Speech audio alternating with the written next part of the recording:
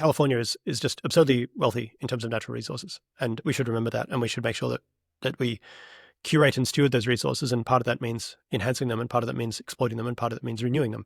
It just certainly does not mean like deciding that whatever we had got done by 1971 is good enough for all time and laying off and leaving it there and just kind of sitting amongst the ruins of our crumbling infrastructure, wondering where it all went wrong, instead of remembering that actually, if Californians in the 1930s were able to take, the incredibly new inventions of diesel engines and cement and dynamite and build such wonders as the Colorado River Aqueduct and the Hoover Dam and God knows what else, that we can take our current technology, which compared to them is godlike, and do much the same. And what I'm really excited about is actually like there are a number of flourishes or excesses that occurred during that period where we built water infrastructure that today is not really worth the effort, but nevertheless had a large negative impact on land that we now value more highly.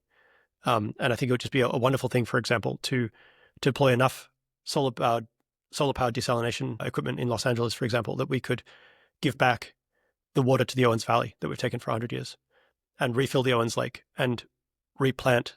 Like Owens Valley was the site of the Indian Wars in like the 1860s, but like there was a large population of American Indians who lived there who were actively engaged in agriculture of various native plants. Most of the valleys of Death Valley is not much living in them and hasn't been for about 10,000 years. But the Owens Valley, because it was fed by snow from the Sierras, was lush and quite arable all year round. And today it's not really, but it should be. And we could make it that essentially at the stroke of a pen.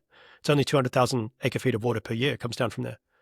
And so I think part of the answer is unshackling our technological prowess when it comes to creating unconditional abundance of energy and water and a few other things that will allow us to basically finish what our forebears started and complete the process of terraforming California to be a better environment, both for humans, for farmers, for people who live in cities, safer from natural disasters, and for wild animals that also need water and land to live on.